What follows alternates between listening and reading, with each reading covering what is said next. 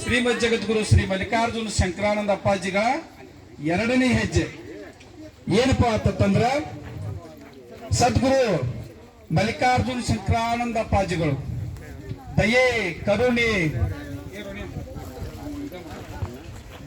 ಕರುಣೆ ಅನುಕಂಪ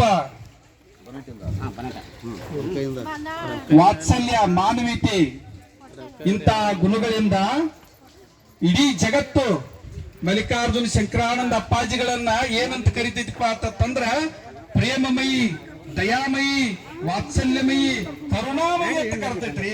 ಜೋರಾದ ಚಪ್ಪಾಳಿಗೆ ಬರಲಿ.